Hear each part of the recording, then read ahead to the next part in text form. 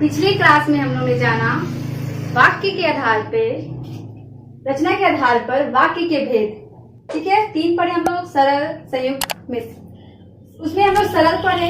सरल में हम लोग क्या पढ़े कि सरल में एक उद्देश्य होता है, एक विधेय होता है। उद्देश्य को ही हम कर्ता कहते हैं, विधेय को ही हम कर्म कहते हैं। उद्देश्य में आ जाता है कर्ता, कर्ता का विस्तार, और कर्म में आ जाता है कर्म और कर्म का विस्तार।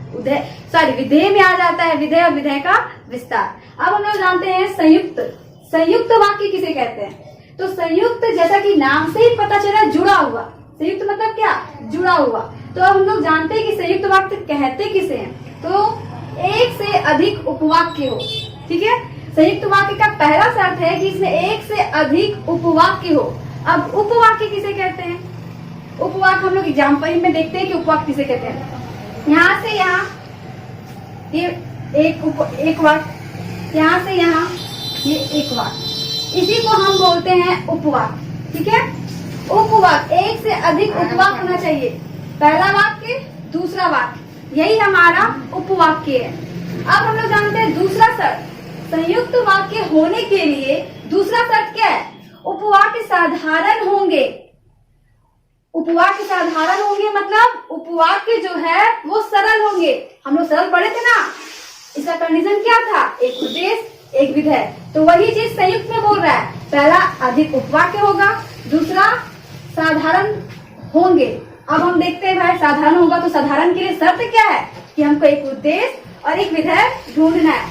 तो पहला जो यहाँ पे राम है वो मेरा क्या है? कर्ता। कर्ता मतलब उद्देश्य, कर्ता मतलब उद्देश्य। अब ये जो मेरा है वो विधेय। ठीक है, यहाँ क्रिया पढ़ रहा है, यहाँ क्रिया हो रहा है।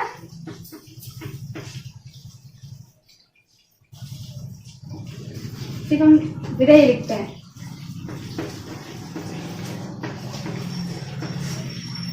अब दूसरा यहाँ श्याम, लिखने का काम कौन कर रहा है? श्याम। तो ये हो गया उद्देश्य। श्याम काम कर रहा है लिखने का, और लिखने का जो काम कर रहा है वो हो गया विधेय।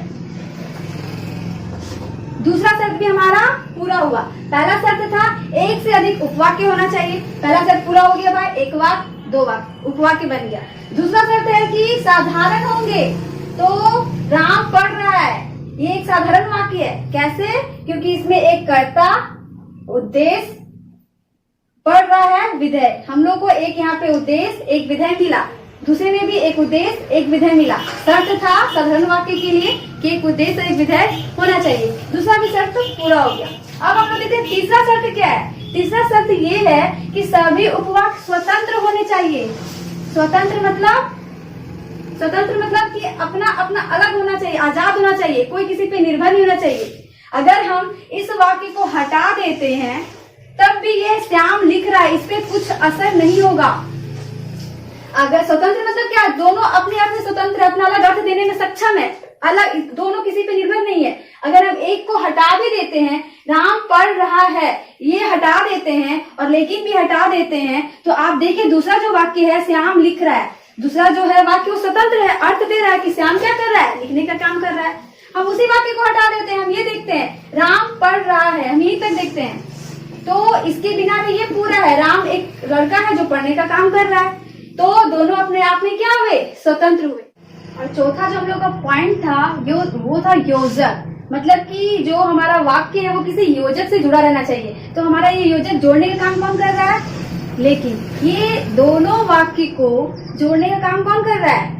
लेकिन कर रहा है। इसका मतलब ये योजक हुआ, जिसको इंग्लिश में हम लोग कंजक्शन कहते हैं। तो ये चारों शर्त जो है इस वाक्य में पूरा हुआ। पहला एक से अधिक वाक्य भी मिल गया, दूसरा साधारण भी हो गया, अपने अपने जगह पे दोनों स्वतंत्र भी है और योजक चिन्ह से भी जुड़े हुए हैं। दूसरा एग्जाम्पल हम लोग देखते हैं। सवेरा, कर्ता, कर्ता मतलब उद्देश्य, हुआ, होना यहाँ पे क्रिया है। सॉरी, पिछली कक्षा में हमने विधेय को कर्म कहा था, विधेय क्रिया है यहाँ पे। ठीक है, तो ये होना एक क्रिया है, क्रिया को हम लोग यहाँ पे विधेय कहते हैं। उसी तरह यहाँ पक्षी, कर्ता, चहचहाने लगी, क्रिया, कर्ता ही मेरा उद्देश्य है, क्रिया ही मेरा विधेय है। और जोड़ने का काम हमें क्या मिल रहा है, योजक। और क्या हो गया यहाँ पे, योजक। शर्त हो गया मेरा पूरा। अब एक हम ट्रिक बताते हैं कि हम संयुक्त वाक्य पहचानेंगे कैसे। ये तो ठीक है कि ये दो स्वतंत्र वाक्य होंगे, एक योजक से जुड़ा होगा, दोनों का अपना अपने का अलग अर्थ होगा, पर हम लोग इसकी पहचान कर सकते हैं लेकिन, अथवा, किंतु, परंतु, बल्कि, एवं आदि। ये सब जो 6 चिन्ह, ये सब हमारा योजक चिन्ह है। और योजक, ये जो संयुक्त वाक्य है, ये इन सब से जुड़ा हुआ मिलेगा। हमारे एग्जाम्पल में देख लीजिए, लेकिन और जुड़ा हुआ है, ये हमारा योजक चिन्ह है। इसी के द्वारा हम संयुक्त वाक्य की पहचान कर सकते हैं।